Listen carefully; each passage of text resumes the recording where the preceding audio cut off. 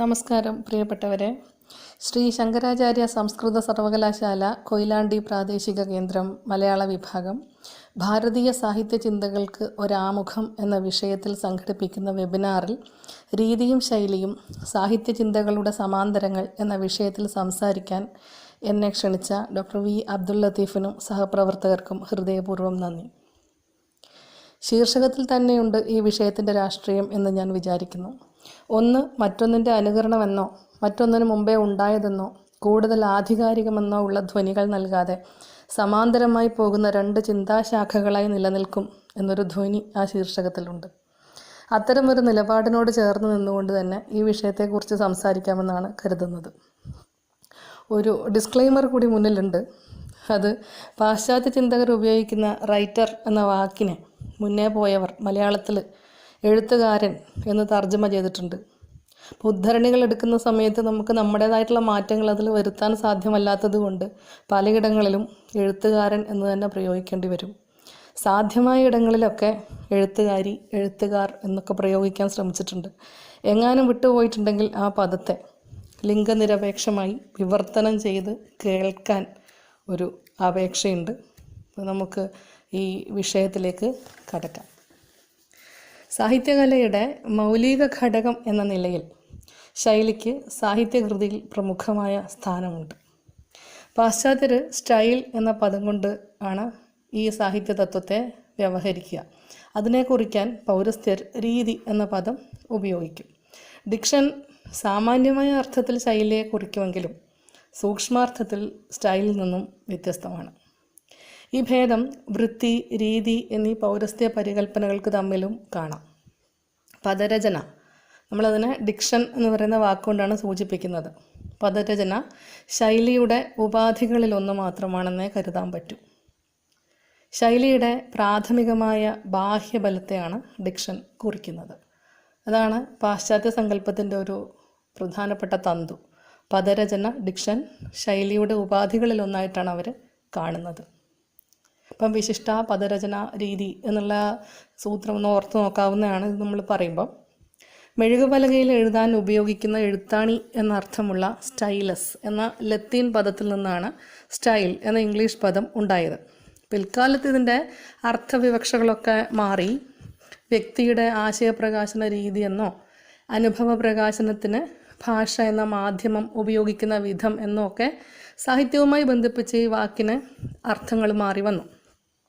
The manner of linguistics expression in prose of words എന്നാണ് H Abrams സ്റ്റൈലിനെ നിർവചിക്കുന്നത്. ഒരു എഴുത്തുകാരൻ്റെ, എഴുത്തുകാരിയുടെ ശൈലി, കൃതിയുടെ ശൈലി എന്നിവ വ്യക്തിസത്തയുമായും വിഷയപ്രഭാവവുമായും ഒരുപോലെ ബന്ധപ്പെട്ടിരിക്കുന്നതാണ്. ഭാഷ സാഹിത്യത്തിൻ്റെ കൂടെ മാധ്യമമാണ്.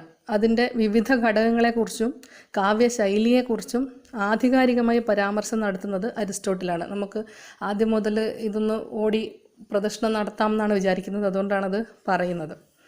പ്രസാദവും ഗാംഭീര്യവും, അതായത് ക്ലാരിറ്റി ആൻഡ് ഡിഗ്നിറ്റി എന്നാണ് അതിൻ്റെ ഇംഗ്ലീഷ് വിവർത്തനം. ശൈലിക്ക് അരിസ്റ്റോട്ടിൽ നിർദ്ദേശിക്കുന്ന അടിസ്ഥാന ഗുണങ്ങൾ ഇത് രണ്ടുമാണ്. നിത്യോപയോഗത്തിലുള്ള പദങ്ങൾക്കൊപ്പം എഴുത്തുകാരൻ പുതിയതായി കണ്ടെത്തുന്ന പദങ്ങളും ചേർന്ന് വരുന്ന പദരചനയാണ് ഈ രണ്ട് ഗുണങ്ങൾക്കും അടിസ്ഥാനമായിട്ട് അരിസ്റ്റോട്ടിൽ പറയുന്നത്. ഈ പുതുതായി കണ്ടെത്തുന്ന പദങ്ങൾ എന്ന് പറയുന്നത് നമ്മൾ ശൈലീ വിജ്ഞാനത്തിലെ ഒരു പ്രമുഖമായ പരികൽപ്പനയാണ്, പുതിയ പദങ്ങൾ കണ്ടുപിടിക്കുക എന്നുള്ളത്. അപ്പം അത് അവസാനം പറയാം എന്നാണ് വിചാരിക്കുന്നത്.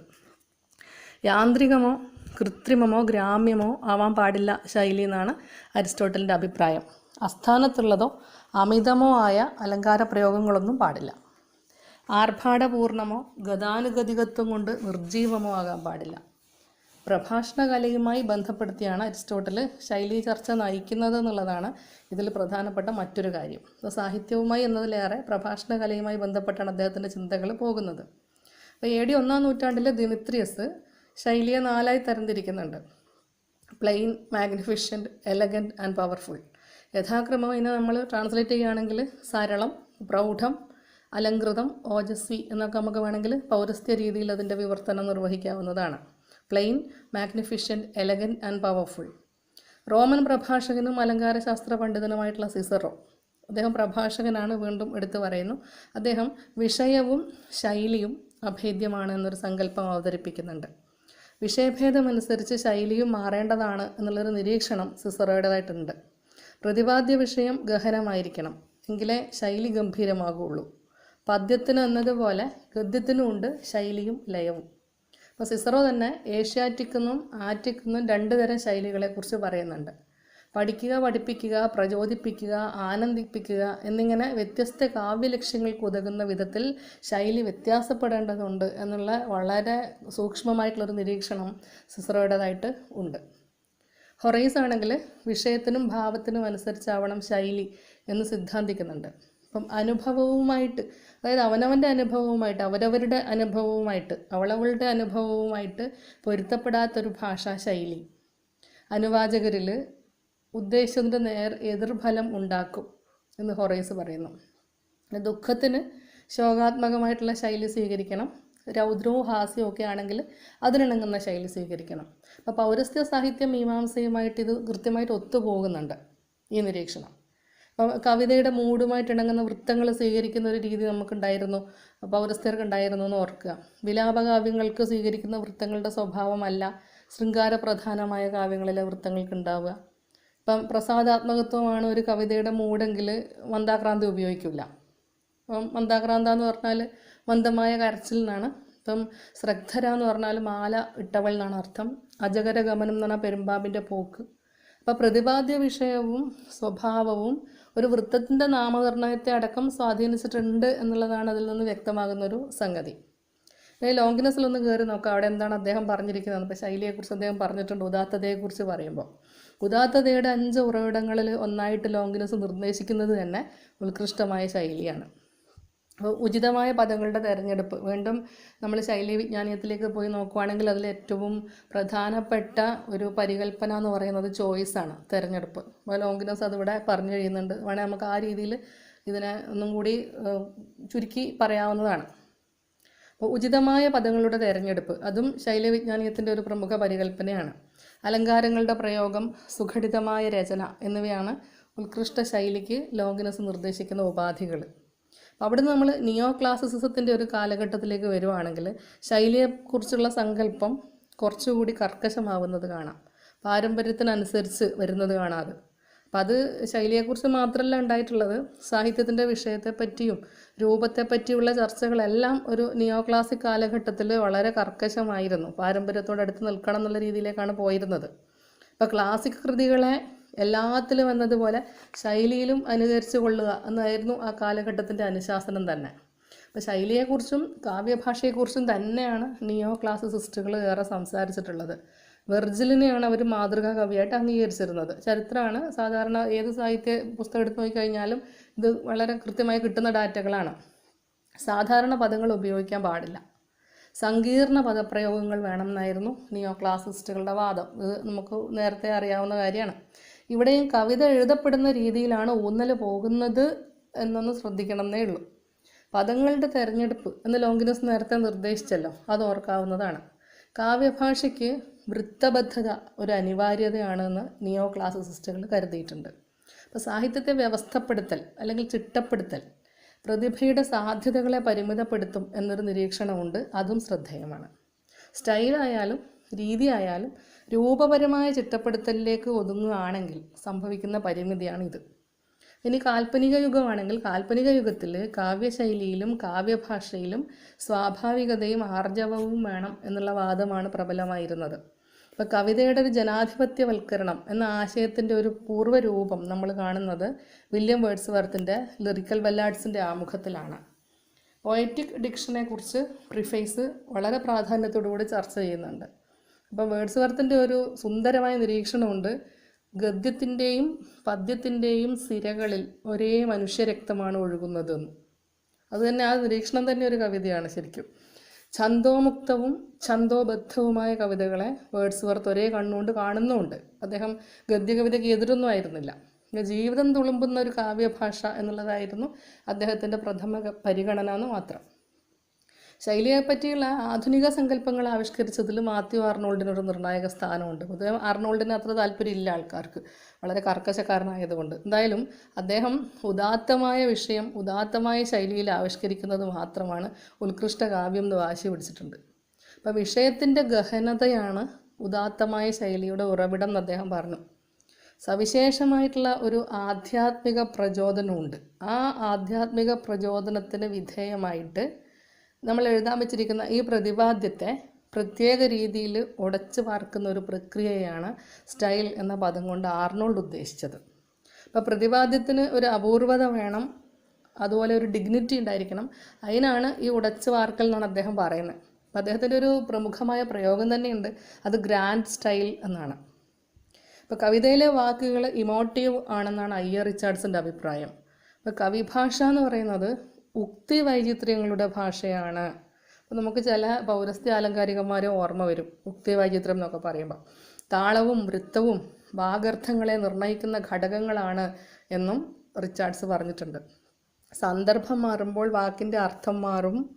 വാക്കിൻ്റെ ശബ്ദം, സൗണ്ട് വികാര സംവേദനത്തിന് അത്യാവശ്യമാണ് എന്നൊരു നിരീക്ഷണം കൂടി റിച്ചാർഡ്സിൻ്റേതായിട്ടുണ്ട്. ഏറ്റവും വളരെ നമ്മളിപ്പോഴും വളരെ ആധുനികം ആയി പറയുന്ന ഒരു കാര്യം കൂടിയാണത്. ശുദ്ധകലാവാദികൾ അവരെ നോക്കുകയാണെങ്കിൽ കല കലയ്ക്ക് വേണ്ടി എന്ന് വാദിച്ചവരെയാണ് അങ്ങനെ പറയുന്നത്, നിങ്ങൾക്ക് അറിയായിരിക്കും. സാഹിത്യത്തിൻ്റെ സ്വഭാവം, ധർമ്മം എന്നിവയെക്കുറിച്ചെന്ന പോലെ ശൈലിയെക്കുറിച്ചും വളരെ വ്യത്യസ്തമായ കാഴ്ചപ്പാടുകൾ അവതരിപ്പിച്ചവരാണ്. അപ്പോൾ വാൾട്ടർ പെയ്റ്ററിനെയാണ് നമ്മളന്നേരം എടുത്തു പറയുക. Pater the essay on the style എന്നൊരു പ്രബന്ധം എഴുതിയിട്ടുണ്ട്. അതിൽ ആ കാഴ്ചപ്പാടുണ്ട്. രീതിരാത്മാ കാവ്യസ്യ എന്ന വാമനൻ്റെ അഭിപ്രായത്തിന് സമാനമായിട്ട് ശൈലി കലയുടെ ആത്മാവ് തന്നെയാണ് എന്ന് പെയ്റ്റർ സിദ്ധാന്തിക്കുന്നുണ്ട്. നമുക്കൊരു കണ്ടെത്താവുന്ന ഒരു സമാനതയാണ് അത്. ജീവിതത്തിൻ്റെ സൗന്ദര്യം ജീവിതത്തോടുള്ള സമീപനത്തിൽ നമുക്ക് കണ്ടെത്താൻ പറ്റും. അതേപോലെ കലയുടെ സൗന്ദര്യം അത് ആവിഷ്കരിക്കുന്ന ശൈലിയിൽ കണ്ടെത്താൻ പറ്റും എന്നാണ് പെയ്റ്റർ പറയുന്നത്. കലയുടെ മാത്രമല്ല, ജീവിതത്തിൻ്റെ തന്നെ ആത്മാവായിട്ട് പെയ്റ്റർ രീതിയെ പ്രതിഷ്ഠിക്കുന്നുണ്ട്. അപ്പോൾ ഡിക്ഷൻ, നേരത്തെ നമ്മൾ പറഞ്ഞ രചന, സ്റ്റൈല്, ഫോം എന്നിവയൊക്കെ പറ്റി അദ്ദേഹം ആലോചിക്കുന്നുണ്ട്. ശൈലിയും വ്യക്തിസത്തയും തമ്മിലുള്ളൊരു അഗാധമായ ബന്ധത്തെ ഊന്നി പറഞ്ഞുകൊണ്ട് ആ അതിപ്രശസ്തമായിട്ടുള്ള നിർവചനം ജോർജ് ബഫൻ്റേതാണ്. Style is the man. Style is the man എന്നാണ് മനുഷ്യൻ എന്ന് കേൾക്കുക. ആധുനിക ശൈലി ചിന്തകളുടെ ഒരു രത്ന ചുരുക്കമാണ് ഈ വാക്യം. ദ പ്രോബ്ലംസ് ഓഫ് സ്റ്റൈൽ എന്ന പ്രബന്ധത്തിൽ മിഡിൽട്ടൺ മറി ശൈലിയും ഉള്ളടക്കവും ശൈലിയും വ്യക്തിസത്തയും തമ്മിൽ ദ്വിമുഖമായ ബന്ധമാണുള്ളതെന്ന് പറയുന്നുണ്ട്. മറിയുടെ അഭിപ്രായത്തിൽ ഈ ശൈലി ബാഹ്യമോ യാന്ത്രികമോ അല്ല. അത് പ്രധാനപ്പെട്ടൊരു നിരീക്ഷണമാണ്. നമ്മുടെ പൗരസ്ത്യ ആലങ്കാരികന്മാരുടെ ചർച്ചകളെക്കുറിച്ചിട്ട്, അതായത് മമ്മടൻ വരെയുള്ള ആചാര്യന്മാർ നടത്തിയിട്ടുള്ള ചർച്ചകളെക്കുറിച്ച് പറയുമ്പം പലപ്പോഴും മമ്മടൻ വരെ, വാമനൻ തുടങ്ങി മമ്മടൻ വരെയുള്ള ആൾക്കാർ രീതി എന്ന് പറയുന്നത് കാവ്യത്തിൻ്റെ ആത്മാവുമായിട്ട് ബന്ധപ്പെടുത്തിയിട്ടുണ്ട്. പക്ഷേ മമ്മടൻ വിശ്വനാഥൻ തുടങ്ങിയിട്ടുള്ള ആൾക്കാരാണ് ഇതൊരു ആനന്ദവർദ്ധനൻ തുടങ്ങിയിട്ടുള്ള ആൾക്കാരാണ് ഇതിനെ ഒരു ബാഹ്യമായിട്ടുള്ള പദരചനയാക്കി മാറ്റിയതെന്നൊരു ആരോപണമൊക്കെ ഉണ്ട്. അവസാനത്തോട്ടത് പറയാമെന്ന് വിചാരിക്കുന്നു. അപ്പോൾ മറിയുടെ അഭിപ്രായത്തിൽ ഇത് ബാഹ്യമല്ല, ഇത് യാന്ത്രികമല്ല, ആന്തരമാണ്, ജൈവമാണ്. Style is organic, not the clothes a man wears but the flesh and the bone of this body. അങ്ങനെയാണ് അദ്ദേഹം പറഞ്ഞത്. Flesh and the bone of his body. നേരത്തെ ഞാൻ പറഞ്ഞ ഡിസ്ക്ലൈമർ ബാധകമാണ് ആരുടെ ശരീരമാണെങ്കിലും. ഇതിലൊക്കെ ഈ വരുന്ന നേരത്തെ ഞാൻ പറഞ്ഞതാണ്, ഹിസ് എന്ന് പറയുന്ന പ്രയോഗം ക്ഷമിക്കണം, എങ്ങനെ വേണമെങ്കിലും വായിക്കാം, മനുഷ്യനെന്ന് മനസ്സിലാക്കാം. ഉദ്ധരണികളായതുകൊണ്ടാണ് നമുക്ക് ആ ശൈലി മാറ്റാൻ പറ്റില്ല. മിഡിൽട്ടൺ മറി 3 തരം ശൈലികളെപ്പറ്റി വിശദീകരിക്കുന്നുണ്ട്. പൗരസ്ത്യ സാഹിത്യ സിദ്ധാന്തങ്ങളിലെ വക്രോക്തി ചർച്ചയോട് അടുത്ത് നിൽക്കുന്നതാണ് ആ വിശദീകരണങ്ങൾ. ഞാനത് കൂടുതൽ വിസ്താര ഭയം കൊണ്ട് അങ്ങോട്ട് പോകുന്നില്ല. എഴുത്തുകാരൻ്റെ ചില മാനറിസങ്ങൾ അയാൾ പ്രയോഗിക്കുന്ന ഭാഷയിൽ പതിയുന്നതിനെ, അങ്ങനെ ഉണ്ടാവുമല്ലോ, അദ്ദേഹത്തിൻ്റെ ഒരു വ്യക്തി എന്നുള്ള നിലയ്ക്കുള്ള മാനറിസങ്ങൾ അയാളുടെ ഭാഷയിൽ വരുന്നതിനെ ഏറ്റവും താഴ്ന്ന തരം ശൈലിയായിട്ട് മാറി കാണുന്നുണ്ട്. അപ്പം എഴുതിയ ആളെ പെട്ടെന്ന് തിരിച്ചറിയാൻ പറ്റുന്ന ചില പദപ്രയോഗങ്ങൾ, നിങ്ങൾക്ക് ഏതെങ്കിലുമൊക്കെ എഴുത്തുകാരെ ഓർമ്മ വരുന്നുണ്ടെങ്കിൽ അത് ഉദാഹരണമായിട്ട് പറയാം. ചില പദപ്രയോഗങ്ങൾ കേട്ട് കഴിയുമ്പോൾ നമുക്ക് ഇന്ന എഴുത്തുകാരനാണെന്ന് പറയാൻ പറ്റും, അല്ലെങ്കിൽ എഴുത്തുകാരിയാണെന്ന് പറയാൻ പറ്റും. ചില വാക്യവിന്യാസ രീതികൾ, മറ്റുള്ളവരിൽ നിന്ന് പ്രത്യക്ഷത്തിൽ തന്നെ വേറിട്ട് നിൽക്കുന്ന ശൈലീ കൽപ്പനകൾ തുടങ്ങിയവയാണ് മറിയുടെ അഭിപ്രായത്തിൽ ഏറ്റവും താഴ്ന്ന തരം ശൈലിക്ക് ഉദാഹരണം. പക്ഷെ നമ്മൾ ഈ പറഞ്ഞ ഇത്രയും കാര്യങ്ങൾ ആണ് നമ്മൾ മൊത്തത്തിൽ ശൈലി എന്ന് ഊഹിക്കുക. അപ്പോൾ ഇത് പക്ഷേ കുറച്ച് കാലത്തെ അഭ്യാസം കൊണ്ട് നേടാവുന്ന ഒരു നൈപുണ്യം ആയിട്ടാണ് മാറി ഇതിനെ പരിചയപ്പെടുത്തുന്നത്. ഇപ്പോൾ വിഷയം എന്തായാലും അത് ഭംഗിയായി പറഞ്ഞൊപ്പിക്കുന്ന ഒരു പ്രതിപാദന കൗശലമുണ്ട്. അതാണ് ശൈലിയുടെ കുറച്ചും കൂടി ഉയർന്ന തലം എന്ന് മാറി പറയും. ഇത് മെറ്റഫറുകൾ ഉപയോഗിച്ച് രചനയ്ക്ക് മാറ്റുകൂട്ടുന്ന രീതിയാണ്. നമ്മളിപ്പോൾ മെറ്റഫർ എന്ന് പറയുമ്പം രൂപകം എന്നാണ് പൊതുവേ നമ്മൾ വിവർത്തനം ചെയ്യാറ്. അതൊരു ഏകദേശ വിവർത്തനമാണ്. അപ്പം ഒരു മറി കാണുന്നത്, ഇപ്പം മറിയെങ്കിലും മിഡിൽട്ടൺ മറിയെങ്കിലും ഈ മെറ്റഫറിനെ അലങ്കാരം എന്നതിലുപരി അതൊരു അവബോധത്തിൻ്റെ രീതിയായിട്ട് കാണുന്നുണ്ട്. അപ്പം അദ്ദേഹത്തിൻ്റെ ഒരു നിർവചനം അങ്ങനെയാണ്: metaphor is more than an ornament, more even than an act of comparison. In creative literature of highest kind it becomes almost a mode of apprehension. ശൈലിയുടെ മൂന്നാമത്തെ തലം, അത് ഏറ്റവും പ്രധാനപ്പെട്ട തലമായിട്ട് മറി പറയുന്നത് രചനയിലുടനീളം വ്യാപിച്ച് സാഹിത്യത്തിൻ്റെ കാമ്പായിട്ട് അനുഭവപ്പെടുന്ന ഒന്നാണെന്നാണ്. സാഹിത്യത്തിൻ്റെ കാമ്പ് എന്ന് പറയുമ്പോൾ കാവ്യത്തിൻ്റെ ആത്മാവ് എന്ന് നമ്മളതിനെ കേൾക്കുക. അപ്പോൾ നമുക്കത് പറഞ്ഞ ആളിനുമായിട്ടൊരു ഏകദേശം അടുപ്പം കിട്ടും. ഈ ഉത്കൃഷ്ട ശൈലിയുടെ ഒരു പ്രതിപാദന കൗശലമായല്ല, കവിതയ്ക്കായിട്ട് പാകപ്പെടുത്തിയ അനുഭവങ്ങളായിട്ടാണ് മറി ഇതിനെ കാണുന്നത്. രൂപത്തിൻ്റെയും ഭാവത്തിൻ്റെയും സമ്മേളനത്തിൽ നിന്നാണ് ഉത്കൃഷ്ട ശൈലി ഉണ്ടാകുന്നത് എന്ന് മറിയെ ഉദ്ധരിച്ചിട്ടാണ് മുണ്ടശ്ശേരിയുടെ സിദ്ധാന്തം. പരമാവധി വൈയക്തികത, പരമാവധി നിർവൈയക്തികത, ഇത് രണ്ടും കൂടി, ഇതിൻ്റെ രണ്ടിൻ്റെയും ഉദാത്ത ഭാവങ്ങൾ സമന്വയിച്ചതാണ് മികച്ച ശൈലി എന്ന് മറി പറയുന്നുണ്ട്. അപ്പോൾ ബഫനും മിഡിൽട്ടൺ മറിയും മാത്രമല്ല, ആധുനിക വിമർശകരിൽ അധികം പേരും വ്യക്തിയുടെ സത്തയുമായിട്ട് സ്റ്റൈലിനുള്ള അഭേദ്യ ബന്ധത്തെ ഊന്നി പറയുന്നു. അവിടെയാണ് ഈ സ്റ്റൈൽ എന്ന് പറയുന്നത് കുറേ കൂടി ജനാധിപത്യപരമായ ഒരു കൽപ്പനയാകുന്നത്, പൗരസ്ത്യ കാവ്യമീമാംസയെ അപേക്ഷിച്ചിട്ട്. ഒരു എഴുത്തുകാരൻ അല്ലെങ്കിൽ എഴുത്തുകാരി ഉപയോഗിക്കുന്നതിൽ നിന്ന് ഭിന്നമായ രീതിയിലാണ് ഭാഷ വേറൊരാൾ ഉപയോഗിക്കുക. അയാളുടെ വികാര വിചാരങ്ങൾ വ്യക്തിപരമാണ്, അതുകൊണ്ട് തന്നെ ഭാഷയും വ്യക്തിപരമാകുന്നു എന്ന് കാർഡിനൽ ന്യൂമാൻ. ബഹുഭൂരിപക്ഷ മനുഷ്യരും തങ്ങളുടെ കാലദേശങ്ങളിലെ ഭാഷ അങ്ങനെ തന്നെ ഉപയോഗിക്കുമ്പോൾ പ്രതിഭാശാലിയായ ഒരു എഴുത്തുകാരൻ അതങ്ങനെ തന്നെ ഉപയോഗിക്കുന്നതിന് പകരം അതേ ഭാഷയെ തൻ്റെ ലക്ഷ്യത്തിന് ചേർന്ന വിധത്തിലും തൻ്റെ വ്യക്തിത്വത്തിൻ്റെ പ്രത്യേകതകൾക്കനുസരിച്ചും മാറ്റിയെടുക്കുന്നു എന്നുള്ളതാണ് ന്യൂമാൻ്റെ അഭിപ്രായം. ഇതിനെ നേരിട്ട് പ്രയോഗിക്കല്ല, സംസ്കരിച്ചെടുത്തിട്ടാണ് ഉപയോഗിക്കുന്നത്. അടിസ്ഥാനപരമായിട്ട് ശൈലി ഒരു വൈയക്തിക ഗുണമാണെന്ന് തന്നെയാണ് W.H. ഹഡ്സണും പറയുന്നത്. അപ്പം അദ്ദേഹത്തിൻ്റെ ഒരു നിരീക്ഷണമുണ്ട്: വാക്കുകളുടെ തിരഞ്ഞെടുപ്പ്, ശൈലി, പ്രയോഗം, വാക്യഘടന, അവയുടെ എല്ലാം താളം, സ്വരക്രമം, ഇവയിലെല്ലാം തന്നെ എഴുത്തുകാരൻ്റെ വ്യക്തിത്വം ഉണ്ടായിരിക്കും. ശൈലി വിജ്ഞാനത്തിൻ്റെ ഒരു പ്രധാനപ്പെട്ട കൺസെപ്റ്റാണതും. അപ്പോൾ ശൈലിക്ക് ഇങ്ങനെ ഒരു മൗലിക ജൈവ സ്വഭാവമുണ്ട് എന്നൊരു വസ്തുതയാണ്. ആ വസ്തുതയെ അലക്സാണ്ടർ പോപ്പ് നിരാകരിക്കുന്നുണ്ട്. അദ്ദേഹം ശൈലിയെ ചിന്തയുടെ വസ്ത്രം എന്നാണ് വിളിച്ചത്. അപ്പം പോപ്പിന് മറുപടി എന്ന വണ്ണം കാർലൈൻ്റെ ഒരു വാക്യമുണ്ട്. അത് ഇങ്ങനെയാണ്: അതായത് ശൈലി എന്ന് പറയുന്നത് എഴുത്തുകാരൻ്റെ വസ്ത്രമല്ല, എഴുത്തുകാരൻ്റെ തൊലി തന്നെയാണെന്നാണ്. അപ്പോൾ ശൈലിയുടെ വൈയക്തികതയ്ക്ക് അടിവരയിട്ടുകൊണ്ട് നടത്തുന്നൊരു നിരീക്ഷണമാണിത്. അപ്പം എല്ലാ യഥാർത്ഥ ശൈലിയുടെയും മൗലിക തത്വം ആത്മാർത്ഥതയാണ് എന്നാണ് ഹഡ്സൻ്റെ നിരീക്ഷണം. അപ്പം ശൈലിയെക്കുറിച്ചുള്ള പാശ്ചാത്യ ചർച്ചകൾ നിർവൈയക്തികതയിൽ നിന്ന് വൈയക്തികതയിൽ എത്തി നിൽക്കുന്നു എന്ന വസ്തുതയിലേക്കാണ് ചർച്ചയുടെ ഈ ഒരു ഭാഗം ക്രോഡീകരിക്കുമ്പോൾ നമ്മൾ എത്തിച്ചേരുന്നത്. ഇപ്പോൾ യാന്ത്രികമായിട്ടുള്ള പദരചനയോ സംവിധാനമോ എഴുത്തിനെ വ്യവസ്ഥപ്പെടുത്തുന്ന മാനദണ്ഡങ്ങളോ മാത്രമായിട്ട് ശൈലി ചർച്ച ചുരുങ്ങുന്നില്ല എന്ന് കാണാം. വ്യക്തിയിലേക്ക് ചുരുങ്ങുകയല്ല, വ്യക്തിയിലേക്ക് വളരുകയാണ് അത് ചെയ്യുന്നത്. എഴുതുന്ന വ്യക്തിയെയും വായിക്കുന്ന വ്യക്തിയെയും പരിഗണിച്ചുകൊണ്ടാണ് അത് പുരോഗമിച്ചത്. പൗരസ്ത്യ സാഹിത്യ മീമാംസയിലെ രീതി ഇത് പരാമർശിച്ചതിന് ശേഷം ചർച്ചയ്ക്കെടുക്കുന്നതാവും ഈ ഒരു കേന്ദ്രബിന്ദുവിൽ ഊന്നിക്കൊണ്ട് രീതിയുടെയും ശൈലിയുടെയും സവിശേഷതകൾ മനസ്സിലാക്കാൻ ഉതകുക എന്നതുകൊണ്ടാണ് രീതിയെ ഈ പ്രഭാഷണത്തിൻ്റെ അവസാന ഭാഗത്തേക്ക് മാറ്റിയത്. ദേശഭേദമനുസരിച്ച് ഭാഷയ്ക്ക് വരുന്ന വ്യത്യാസങ്ങളെക്കുറിച്ച് നിരുക്തത്തിൽ യാസ്കൻ്റെ പരാമർശമുണ്ട്.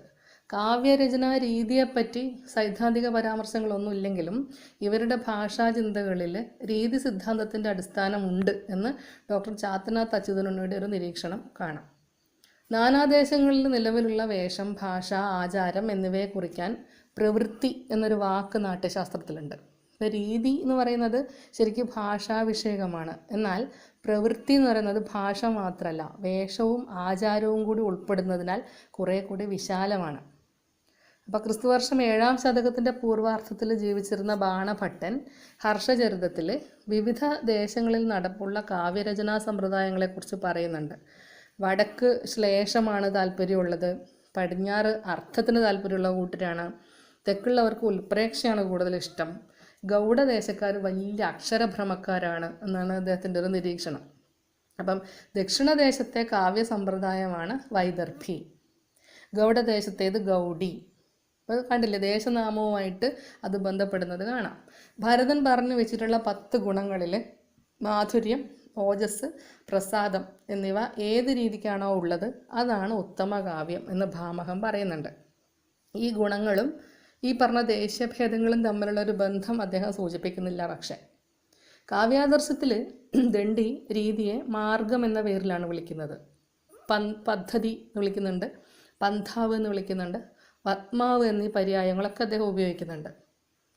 ദണ്ഡിയുടെ ഒരു അഭിപ്രായം എന്ന് പറയുന്നത് ഈ മധുരം തന്നെ പല തരത്തിലുണ്ടെന്നാണ്. കരിമ്പ്, പാല് തുടങ്ങിയവയുടെ മധുരത്തിലുള്ള വ്യത്യാസം, ശർക്കര തുടങ്ങിയവയുടെ മധുരത്തിലുള്ള വ്യത്യാസം പോലെ ഓരോ കവിയിലും മാർഗഭേദമുണ്ട്.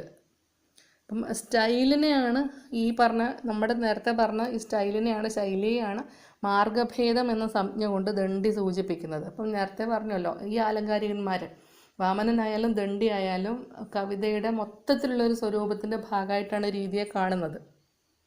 വൈദർഭി രീതിയുടെ വക്താവും കൂടിയാണ് ദണ്ഡി. അതാണ് ഏറ്റവും നല്ല രീതി എന്നാണ് അദ്ദേഹം പറയുന്നത്. ദണ്ഡിയുടെ ഈ മാർഗഭേദം എന്ന പരികല്പനയെയാണ് വാമനൻ രീതി എന്നുള്ള രീതിയിൽ പരിഷ്കരിക്കുന്നത്. അപ്പം രീതി എന്ന പദം കാവ്യരചനാ രീതി എന്ന അർത്ഥത്തിൽ ഉപയോഗിക്കുന്നത് വാമനനാണെന്നേ ഉള്ളൂ. നിഷ്പത്തി, ഒഴുക്ക്, മാർഗം എന്നീ അർത്ഥങ്ങളിൽ ഈ അർത്ഥങ്ങളാണ് രീ എന്ന ധാതുവിനുള്ളത്. ആ ധാതുവിൽ നിന്നാണ് രീതി ഉണ്ടായത്. ഇപ്പോൾ കാവ്യത്തിൻ്റെ ആത്മാവായിട്ടാണ് വാമനൻ രീതിയെ സ്ഥാപിക്കുന്നത്. ഇതാദ്യം ആവിഷ്കരിച്ചത് വാമനൻ തന്നെയാണ്. അപ്പോൾ വിശിഷ്ട പദരചനാ രീതി എന്നാണ് രീതിക്ക് വാമനൻ നൽകുന്ന നിർവചനം. വിശേഷം ഗുണങ്ങളാണ്, ഈ ഗുണങ്ങളെയാണ് വിശേഷം എന്ന് പറയുന്നത്. ഗുണസമ്പന്നമായ പദരചനയാണ് രീതി എന്നും വാമനൻ പറയുന്നുണ്ട്. കാവ്യത്തിന് സൗന്ദര്യമുണ്ടാക്കുന്ന ധർമ്മങ്ങളാണ് ഗുണങ്ങൾ.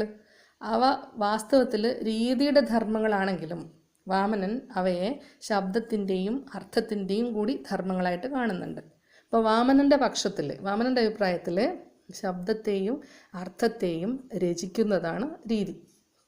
പ്രസാദം, അർത്ഥവ്യക്തി, കാന്തി, സമാധി, ഉദാരത എന്നീ ഗുണങ്ങളെ വാമനൻ അർത്ഥത്തോടാണ് ബന്ധിപ്പിക്കുന്നത്.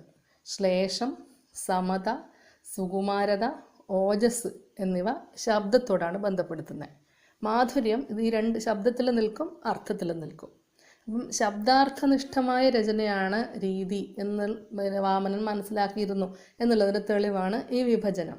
വൈദർഭി, ഗൗഡീയ, പാഞ്ചാലി എന്നിങ്ങനെ രീതികളെ നിർവചിക്കുന്നതും ഇതിൻ്റെ അടിസ്ഥാനത്തിലാണ്. അപ്പോൾ കുന്തകൻ വക്രത എന്ന് വിളിക്കുന്ന ഉക്തി വൈചിത്ര്യം രീതിയിൽ തന്നെ കണ്ടെത്താൻ പറ്റുന്നതേ ഉള്ളൂ. ഓജസ്സും മാധുര്യവും ശ്ലേഷവും ഉദാഹരണം. മാർഗം എന്നാണ് അദ്ദേഹം രീതിയെ വിളിക്കുന്നത്. ദേശാസ്പദങ്ങളായ പേരുകളോ ഉത്തമം, മധ്യമം, അധമം തുടങ്ങിയിട്ട് ഗ്രേഡ് ഒന്നും കുന്തകൻ അംഗീകരിക്കുന്നില്ല. പാശ്ചാത്യരുടെ സ്റ്റൈലിനോട് കുറേ കൂടി അടുത്ത് നിൽക്കുന്നൊരു സമീപനമാണ് കുന്തകൻ്റേതെന്ന് പറയാം. കവികളുടെ വൈയക്തികതയും അതിനനുസരിച്ചുള്ള ആവിഷ്കാര ഭേദവും കുന്തകൻ തീർച്ചയായും പരിഗണിക്കുന്നുണ്ട്. അപ്പോൾ ഈ കവിയുടെ വൈയക്തികതയെ, അതായത് അദ്ദേഹത്തിൻ്റെ സ്വഭാവത്തെ അനുസരിച്ചാണ് സുകുമാരം, വിചിത്രം, മധ്യമം എന്നുള്ള വിഭജനം തന്നെ കുന്തകൻ നടത്തുന്നത്. ഓരോ കവിയുടെയും സ്വഭാവം അഥവാ വ്യക്തിത്വം അനുസരിച്ച് നിരവധി രീതികളുണ്ട്, അതൊന്നും എണ്ണി നോക്കാൻ പറ്റില്ല എന്ന് പരാമർശിക്കുന്നുണ്ട് കുന്തകൻ. സ്റ്റൈൽ ഈസ് ദ മാൻ എന്ന നിർവചനത്തോട് കുറേ കൂടി അടുത്ത് നിൽക്കുന്നത് കുന്തകൻ്റെ നിരീക്ഷണങ്ങളാണ്. കവിയിലെ മാർഗഭേദങ്ങളെക്കുറിച്ച് ദണ്ഡിയും കാവ്യാദർശത്തിൽ പരാമർശിച്ചിട്ടുണ്ടെന്ന് ഓർക്കണം, നേരത്തെ നമ്മളത് പറഞ്ഞതാണ്. ഇപ്പോൾ രുദ്രടനും ആനന്ദവർദ്ധനനും പദഘടനയെ രീതിയുടെ അടിസ്ഥാന തത്വമായി സങ്കല്പിച്ചു. അപ്പോൾ ഇവിടെ നിന്നാണ് ആനന്ദവർദ്ധനനും രുദ്രടനും മുതലുള്ള ചിന്തകരിൽ നിന്നാണ് രീതിക്കൊരു അപജയം ഉണ്ടെങ്കിൽ അത് ഉണ്ടാവുന്നത്. കാരണം അന്നേരം മുതലാണ് അത് പൂർണ്ണമായിട്ടും ശബ്ദനിഷ്ഠമാകുന്നത്, അലങ്കാരങ്ങളിലേക്ക് ഊന്നുന്നത്.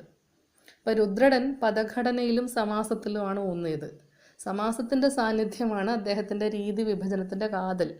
രീതിയെ സംഘടന എന്നാണ് ആനന്ദവർദ്ധനൻ വിളിക്കുന്നത്. അപ്പോൾ ശബ്ദനിഷ്ഠമാണ് രീതി എന്ന സങ്കല്പത്തിൽ നിന്ന് അവർ മുന്നോട്ട് പോയിട്ടില്ല. വാസ്തവത്തിൽ അതാണ് ശരി. ഗുണങ്ങളെ ആശ്രയിച്ചാണ് രീതിയുടെ നില എന്ന് അദ്ദേഹം പറയുന്നുണ്ട്. അതെങ്ങനെ? രാജാവിന് പ്രജ എന്ന പോലെ ഗുണത്തെ ആശ്രയിച്ച് രീതി നിൽക്കുന്നുവെന്ന്. ഗുണങ്ങളെ രസധർമ്മങ്ങളായിട്ട് സങ്കല്പിച്ച് ആസ്വാദനത്തെ അതുമായി ബന്ധപ്പെടുത്തുകയാണ് ആനന്ദവർദ്ധനൻ. രീതിയിൽ നിന്ന് ഇറങ്ങി അദ്ദേഹം ഗുണത്തിൽ പോയി, ഗുണത്തിൽ നിന്ന് ഇറങ്ങി രസത്തിൽ പോയി, അവിടെ നിന്ന് ആസ്വാദനത്തിലേക്ക് കയറി. അവിടെ ഈ രീതി എന്ന് പറയുന്നത് ആ പ്രയോഗം തന്നെ കവിയുടെ മാർഗം എന്നുള്ള നിലയിൽ, കവിയുടെ ആവിഷ്കാര ശൈലി എന്നുള്ള നിലയിൽ വളരെ പിൻനിരയിലാണ് ആനന്ദവർദ്ധനൻ വയ്ക്കുന്നത്. അതുപോലെ രാജശേഖരനെയും കൂടി ഓർമ്മിക്കാം. അദ്ദേഹം രീതിയെ വചനവിന്യാസക്രമം എന്നാണ് വിളിക്കുന്നത്. വചനവിന്യാസക്രമം, വാക്കുകളുടെ വിന്യാസനത്തിലുള്ള ക്രമം. അദ്ദേഹം ഇങ്ങനെ ഒരു നിർവചനം അതിന് കൊടുത്തിട്ടുണ്ട്. രാജശേഖരനെ നമുക്ക് ഇതേ ഗണത്തിൽ പെടുത്താം. കാരണം എന്താ, അദ്ദേഹവും സമാസത്തിൻ്റെ അടിസ്ഥാനത്തിലുള്ള ഒരു രീതി നിർണയമാണ് സ്വീകരിക്കുന്നത്. അപ്പോൾ സമാസം കുറഞ്ഞിട്ട് മൈഥിലി എന്നൊരു രീതി അദ്ദേഹം പുതുതായിട്ട് നിർദ്ദേശിക്കുന്നുണ്ട്. ഇപ്പോൾ ഭോജൻ, വിദ്യാനാഥൻ, പ്രകാശവർഷൻ, വിശ്വേശ്വര കവിചന്ദ്രൻ തുടങ്ങിയവരൊക്കെ ഉണ്ട്. അവരൊക്കെ രീതിയെ രചനാകൗശലം എന്ന നിലയിലാണ് സമീപിച്ചിട്ടുള്ളത്. മമ്മട ഭട്ടൻ, ഹേമചന്ദ്രൻ, വിശ്വനാഥൻ, ജഗന്നാഥൻ തുടങ്ങിയ ധ്വനിപക്ഷവാദികളായിട്ടുള്ള ആൾക്കാർ രീതിയെ സമീപിക്കുന്നത് ഏകദേശം ഒരു രണ്ടാം തരം നിലപാടിലാണ്. അതായത് അദ്ദേഹം അതിനെ ധ്വനിയിലേക്ക് എത്തിക്കാൻ ശ്രമിക്കുന്നതിൻ്റെ പ്രശ്നങ്ങളുണ്ട്. അപ്പം രീതി കാവ്യാത്മാവായ രസത്തെ പോഷിപ്പിക്കുക മാത്രമാണ് ചെയ്യുന്നത് എന്ന കാര്യത്തിൽ ഇവർ ഏറെക്കുറെ സമാന അഭിപ്രായക്കാരാണ്. വാമനൻ തുടങ്ങിയവർക്ക് കാവ്യാത്മാവായിരുന്ന രീതി മമ്മടാദികളിലെത്തുമ്പോഴേക്ക് ശബ്ദാലങ്കാരമായി തീർന്ന കാഴ്ച കാണാം. രീതിയുടെ അടിസ്ഥാന തത്വങ്ങളായി സങ്കല്പിക്കപ്പെടുന്ന ഗുണങ്ങളുടെ സ്വരൂപത്തെ സംബന്ധിച്ച ദർശനങ്ങൾക്ക് സംഭവിച്ച പരിണാമമായിട്ട് ഇതിനെ ചാത്തനാത്ത് വിലയിരുത്തുന്നുണ്ട്. കാവ്യത്തിലെ അംഗിയായ രസത്തെ അവലംബിച്ച് നിൽക്കുന്നവയെ ഗുണങ്ങൾ എന്ന് പറയാൻ പറ്റും. അംഗമായ ഈ ശബ്ദത്തിലും അർത്ഥത്തിലുള്ളതൊക്കെ അലങ്കാരങ്ങളാണ് എന്ന ആനന്ദവർദ്ധനൻ്റെ ഒരു മതമുണ്ട്. അതിന് ലഭിച്ചൊരു സ്വീകാര്യതയുണ്ട്. രീതിസങ്കല്പത്തിൻ്റെ അപജയത്തിന് ഇതാണ് കാരണം എന്ന് കുട്ടിക്കൃഷ്ണമാരാരുടെ ഒരു അഭിപ്രായം കാണാം സാഹിത്യഭൂഷണത്തിൽ. ഇപ്പം AR തന്നെ നമ്മൾ കണ്ടിട്ടുണ്ടാവും, ശബ്ദാലങ്കാരങ്ങൾ, അർത്ഥാലങ്കാരങ്ങൾ എന്ന് പറഞ്ഞിട്ട് വേറെ തന്നെ തിരിച്ചു വെച്ചിട്ടുണ്ടാവും. അപ്പോൾ അതിനേക്കാൾ അദ്ദേഹം ചെയ്തത് വേറൊരു പ്രവൃത്തി, അംഗത്തുങ്കൽ അലങ്കളങ്കരഹിതം എന്ന പദ്യം ഉദാഹരിക്കുകയാണ് AR, വൈദർഭി രീതിക്ക് ഉദാഹരണമായിട്ട്. എന്നിട്ട് അദ്ദേഹം വളരെ ചുരുക്കി പറഞ്ഞിരിക്കുന്നത് ഇംഗപ്രാസം എന്നാണ്. ഈ ഇംഗപ്രാസം എന്നതിനെ ചുരുക്കിയതിനെ ആരാർ വളരെ നിശിതമായിട്ട് വിമർശിക്കുന്നുണ്ട്. ഈ നേരത്തെ ആചാര്യന്മാർ പറഞ്ഞു വെച്ചതിനെല്ലാം ക്യാൻസൽ ചെയ്യുന്നതിന് തുല്യമായിപ്പോയി അദ്ദേഹം ഇംഗപ്രാസം എന്ന് പറഞ്ഞത്. കാളിദാസനടക്കം ഉപയോഗിച്ചിട്ടുള്ള വൈദർഭി എന്ന് പറയുന്ന രീതി വെറും അലങ്കാര പ്രയോഗം മാത്രമാണ്, അല്ലെങ്കിൽ അനുപ്രാസ പ്രയോഗം മാത്രമാണ്, ശബ്ദാലങ്കാരങ്ങളിൽ ഊന്നുന്നതാണ് എന്നുള്ളൊരു ധാരണ AR അവിടെ ഉണ്ടാക്കി വെച്ചിട്ടുണ്ടെന്നൊക്കെയാണ് മാരാരുടെ അഭിപ്രായം. അപ്പം ഇത് മിഡിൽട്ടൺ മറിയുടെ തന്നെ ഒരു അഭിപ്രായം ഇവിടെ ഉണ്ട്, അത് പ്രസക്തമാണ്. The writer who allows himself to be distracted by musical possibilities of language is like the dog who dropped the bone for the watery shadow. അതായത് പ്രാസത്തിന് പിന്നാലെ പോകുന്ന കവി കയ്യിലെ എല്ല് കളഞ്ഞ് വെള്ളത്തിലെ നിഴലിന് പിന്നാലെ പോകുന്ന നായ്ക്ക് തുല്യമാണ് എന്നാണ് മാറിയുടെ അഭിപ്രായം. സോഷ്യോ ലിംഗ്വിസ്റ്റിക്സിൻ്റെ ഭാഗമായിട്ടാണ് നമ്മൾ സ്റ്റൈലിസ്റ്റിക്സിനെ ഇന്ന് കാണുന്നത്. അപ്പോൾ ഭാഷയുടെ സാമൂഹിക ധർമ്മത്തിൻ്റെ അപഗ്രഥനമാണ് അതിൻ്റെ ലക്ഷ്യം. അത് H.G. വിഡൌസൻ്റെ അഭിപ്രായമാണ്. സാഹിത്യ പാഠങ്ങളിൽ പ്രകടമാകുന്ന ഭാഷാ മാതൃകകളിലാണ് ശൈലി വിജ്ഞാനം ഇന്ന് ശ്രദ്ധിക്കുന്നത്. അതുകൊണ്ട് നമ്മൾ പൗരസ്ത്യമായിട്ടുള്ള സിദ്ധാന്തങ്ങളെക്കുറിച്ച് പറയുമ്പം അതിനൊരു ഇൻക്ലൂസീവ്നെസ് ഇല്ല നമുക്ക് തോന്നും. കലാമൂല്യത്തെ സംബന്ധിച്ച പൂർവ്വനിശ്ചയങ്ങളൊന്നും തന്നെ ഈ ഭാഷാ മാതൃകകളെ അനലൈസ് ചെയ്യുമ്പം ബാധിക്കുകയില്ല.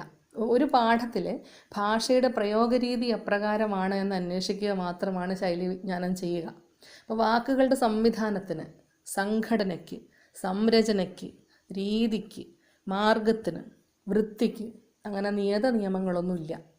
അർത്ഥബോധനക്ഷമമായ എല്ലാ പ്രയോഗങ്ങളും സാഹിത്യ സന്ദർഭങ്ങളിൽ സാധുവാണ് എന്ന് സ്റ്റൈലിസ്റ്റിക്സ് സിദ്ധാന്തിക്കുന്നുണ്ട്. ശബ്ദശക്തികളെക്കുറിച്ചുള്ള ഭാരതീയ സങ്കല്പനങ്ങളെയും ശൈലീ വിജ്ഞാനവുമായിട്ട് നമുക്ക് താരതമ്യം ചെയ്യാവുന്നതാണ്. എഴുത്തുകാരൻ്റെ ശൈലീപരമായ വ്യക്തിത്വം ഭാഷാശാസ്ത്രത്തിൻ്റെയും സാഹിത്യത്തിൻ്റെയും വിഷയമാണ്.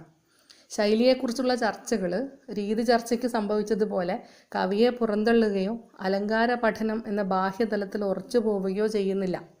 ശൈലിയെയും രീതിയെയും താരതമ്യം ചെയ്യുമ്പോൾ പൗരസ്ത്യവും പാശ്ചാത്യവുമായ സമീപന രീതികളെ കണക്കിലെടുക്കേണ്ടതൊരു സാമാന്യ നീതി മാത്രമാണ്. പക്ഷേ അതുതാനല്ലയോ ഇത് എന്നൊരു തീർപ്പിലേക്ക് എത്തേണ്ട ബാധ്യത ഒരു ഗവേഷകനുണ്ടെന്ന് തോന്നുന്നില്ല. ലോങ്കിനസ് പരാമർശിച്ചിട്ടുള്ള ഈ തെരഞ്ഞെടുപ്പിനോട് ശൈലീ വിജ്ഞാനത്തിൻ്റെ പരികല്പനകളിൽ ഒന്നായ ചോയ്സിന് ബന്ധമുണ്ടെന്ന് വേണമെങ്കിൽ പറയാം. അംഗീകൃത മാതൃകകളിൽ നിന്നുള്ള ഡീവിയേഷൻ, നോംസിൽ നിന്നുള്ള ഡീവിയേഷൻ, അതും ശൈലി വിജ്ഞാനത്തിൻ്റെ ഒരു പരികല്പനയാണ്. അത് കുന്തകൻ്റെ വക്രോക്തിയെ ഓർമ്മിപ്പിക്കുന്നെന്ന് പറയാം. ഫോർഗ്രൗണ്ടിങ്, തിരഞ്ഞെടുക്കപ്പെട്ട വാക്കുകളുടെ ശ്രദ്ധാപൂർവമുള്ള വിന്യസനം, നമ്മൾ നേരത്തെ പറഞ്ഞു കഴിഞ്ഞു. അത് വൃത്തികളുമായി അടുത്ത് നിൽക്കുന്നു എന്ന് വേണമെങ്കിൽ വാദിക്കാം. ശബ്ദാർത്ഥവും സഹിതവും കാവ്യം എന്ന സങ്കല്പമാണ് കൊഹിഷൻ എന്ന പരികല്പനയോട് യോജിക്കുന്നതെന്ന് വേണമെങ്കിൽ പറയാം. ഭാരതീയമായ ശബ്ദവ്യാപാര ചർച്ചകളാണ് സ്റ്റൈലിസ്റ്റിക്സിനോട് രീതി സിദ്ധാന്തത്തെക്കാൾ അടുത്ത് നിൽക്കുന്നതെന്നും വാദിക്കാം. കുന്തകൻ്റെ വൈചിത്ര്യം എന്ന സങ്കല്പം സ്റ്റൈലിസ്റ്റിക്സിൻ്റെ പരികല്പനകളോട് ഒരുവിധം നീതി പുലർത്തുന്നുണ്ട് എന്ന വാദവും പ്രസക്തമാണ്. കാവ്യത്തെ ഭാഷ കൊണ്ടുള്ളൊരു ശില്പ സംവിധാനമായിട്ട് കാണുകയും കാവ്യത്തിൻ്റെ ഇഫക്റ്റിന് പ്രയോഗ വൈചിത്ര്യമാണ് അടിസ്ഥാനം എന്ന് സിദ്ധാന്തിക്കുകയും ചെയ്തയാൾ എന്ന നിലയ്ക്ക് ഇത് സാധൂകരിക്കാവുന്നതാണ് കുന്തകൻ്റെ അഭിപ്രായങ്ങളെ. അതിൻ്റെ കൂട്ടത്തിൽ നമുക്ക് എന്തും കൂടി ചെയ്യാം, ക്ഷേമേന്ദ്രൻ്റെ ഔചിത്യ വിചാരത്തെ കൂടി ചേർത്ത് വെക്കാം. സ്റ്റൈലിസ്റ്റിക്സിൻ്റെ പരിധിയിൽ അതും വരും. അത് നമുക്ക് അങ്ങനെ വേണമെങ്കിൽ സമർത്ഥിക്കാവുന്നതാണ്. എന്തുകൊണ്ടാണ്? പദം, വാക്യം, പ്രബന്ധം, ക്രിയ, കാരകം, ഉപസർഗം, ലിംഗം, നിപാതം, ദേശം, കാലം എന്നിങ്ങനെയുള്ള ഔചിത്യ സ്ഥാനങ്ങളെക്കുറിച്ച് ക്ഷേമേന്ദ്രൻ പറയുന്നുണ്ട്. ഇതിൽ ഏതെങ്കിലും ഒരു വാക്കിൻ്റെ ഉചിതമായ ചേർപ്പ് ഒരു കവിയുടെ ശൈലിയെ നിർണ്ണയിക്കും എന്നതുകൊണ്ട് ഔചിത്യത്തെക്കുറിച്ചുള്ള ചർച്ചകളും പ്രസക്തമാണ്. ശൈലിയെക്കുറിച്ച് ചർച്ച ചെയ്യുമ്പം ഔചിത്യത്തെക്കുറിച്ചുള്ള ചർച്ചകളും കൂടി നമ്മൾ എടുത്തു വെക്കണം. ചുരുക്കി പറഞ്ഞു കഴിഞ്ഞാൽ കേവലം രീതി മാത്രമല്ല പാശ്ചാത്യരുടെ സ്റ്റൈലിനോട് അടുത്ത് നിൽക്കുന്നത്. ഭാരതീയ സാഹിത്യശാസ്ത്രത്തിലെ പ്രമുഖ പരികല്പനകളെല്ലാം തന്നെ സ്റ്റൈലിനെ കുറിച്ചുള്ള ചർച്ചകളിൽ പ്രത്യക്ഷമായും പരോക്ഷമായും എത്തിച്ചേരുന്നുണ്ട്. അതായത് ഈ കൈവഴികൾ ഇങ്ങനെ പരസ്പരം ഖണ്ഡിക്കുന്നില്ല, സമാന്തരമായിട്ട് പോവുകയാണ്. രണ്ട് തരം ചിന്താധാരകളാണ്, സാഹിത്യത്തെക്കുറിച്ചുള്ള ചർച്ചകളാണ്. ലോകമെമ്പാടും സഹൃദയർ ആസ്വദിക്കുന്നതാണ് സാഹിത്യം, അത് സഹൃദയർക്ക് ഉള്ളതാണ്. അപ്പോൾ അതുകൊണ്ട് ഒന്ന് മറ്റൊന്നിനേക്കാൾ വലുത് എന്ന് സ്ഥാപിക്കാനുള്ള ഒരു മനോഭാവത്തോടു കൂടിയല്ല ഇത്തരം ചിന്തകളെ നമ്മൾ സമീപിക്കേണ്ടത്. അത് ഓർമ്മപ്പെടുത്താൻ ഈ പ്രഭാഷണം സഹായിച്ചെങ്കിൽ എനിക്ക് സന്തോഷമുണ്ട്. എന്തായാലും ഇതിന് അവസരം തന്നിട്ടുള്ളതിൻ്റെ സംഘാടകരോട് നന്ദി പറയുന്നു. നന്ദി.